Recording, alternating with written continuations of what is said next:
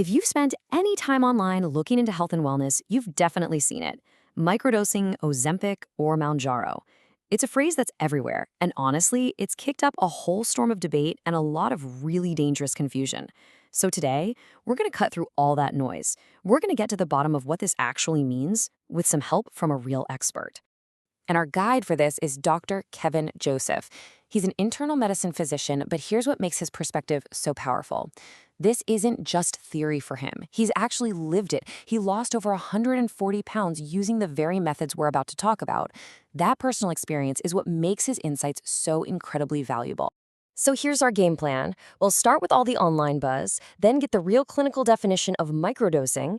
After that, we'll dig into the science, weigh the pros and cons, figure out who this is actually for, and wrap up with the most important part, the absolute golden rules of safety. Okay, so let's get right to the heart of the problem. This idea of microdosing these medications, it's not some official FDA-approved strategy. Not at all.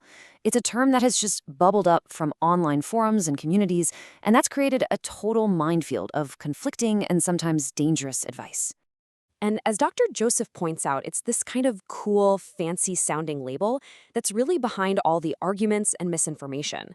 It's made a really complex medical topic even harder for people who are just trying to get good, solid answers for their health. All right, so let's clear the air once and for all. What does microdosing actually mean from a clinical, scientific point of view? This is where we get our first big aha moment, so pay close attention. Here it is, the official pharmacological definition. Microdosing is using a sub-therapeutic dose. Now, everybody gets hung up on the words very low, but the most important word on this slide is sub-therapeutic. That means it's a dose that's below the level you need to actually get the main effect you're looking for. And this comparison just lays it out perfectly. The online chatter makes you think it's about taking some random, teeny, tiny amount. But the clinical reality, it's any dose at all, that's below that scientifically proven therapeutic threshold for a specific goal, like weight loss. So what is that threshold? Well, for tirzepatide, that's the active ingredient in Mounjaro and Zepbound. The clinical trials showed that 5 milligrams is the magic number. It's the very first dose where a statistically significant number of people actually started to lose weight. That makes 5 milligrams the therapeutic dose. And this right here is the key insight from Dr. Joseph. Think about it. That standard 2.5 milligrams starting dose that everyone begins with, by definition, that is a form of microdosing. The manufacturer basically built in a microdosing period to let your body get used to the medication and minimize those nasty side effects before you ramp up. Now, this all probably has you wondering, why is dosing so complicated in the first place, right? It's not as simple as just taking a pill. So let's dip our toes into the basic science of how these drugs actually behave once they're inside your body. It really comes down to these two big ideas. Pharmacokinetics, that's a fancy way of saying what your body does to the drug, how it processes it and gets rid of it. And pharmacodynamics is the flip side.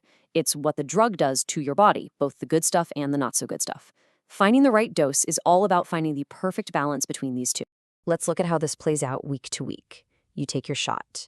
Now, the drug has what's called a half-life, which means it takes days for just half of it to leave your system.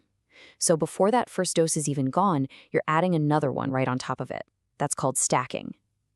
After about 4 weeks of this, you hit something called a steady state, where the amount of drug in your body is consistent, and usually a lot higher than the single dose you just injected. Okay, so we understand the what and the why. Now let's get to the practical stuff. What are the real-world upsides and downsides of taking a subtherapeutic approach? What's the trade-off you're making? This table spells it out really nicely. The biggest pros, you have a much lower risk of side effects like nausea and constipation, which is huge. And it can be way more affordable since you're making your medication last longer. But on the flip side, it definitely takes some trial and error to find your sweet spot. And for someone just starting out, it might just not be strong enough. So this leads to the most important question. How do you know if this approach is right for you? Who is the ideal candidate for a microdosing strategy? Let's get into the specifics. According to Dr. Joseph, microdosing is an absolute game changer for someone in a maintenance phase, you've already hit your goal weight, and you're just trying to hold steady. It's also great if your blood sugar is under control and you're looking for other benefits like reducing inflammation. But if you're at the very beginning of your journey with a lot of weight to lose, or if you have a high A1C, you'll probably need to start with a higher therapeutic dose to really get things moving in the right direction.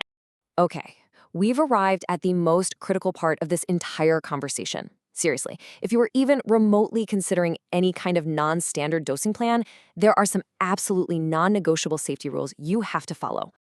This is number one, and there are zero exceptions. This is not a do-it-yourself project.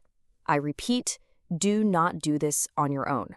You absolutely need a healthcare provider to be monitoring your labs, guiding your dosing, and making sure you're doing this safely and effectively. And this next point is incredibly important. You have to think about your other medications. Because these GLP-1 drugs slow down how fast your stomach empties, they can totally change how your body absorbs other pills. Dr. Joseph points out two massive ones: birth control pills, which could become less effective, and that is a huge deal, and thyroid medications, which might need to be adjusted. This is serious stuff. And finally, Dr. Joseph's core message is really one of empowerment. Your doctor is the expert on medicine, for sure, but you are the world's leading expert on your own body. You have to be an active player in your own healthcare. Speak up, ask questions, and advocate for yourself to find the plan that truly works for you. So we'll leave you with this final thought to chew on. The standard one-size-fits-all approach to medicine just doesn't work for everybody. The real takeaway here is about personalizing your treatment and working as a team with your doctor. So the question is, could that more personalized dose be the real key to unlocking your long-term health?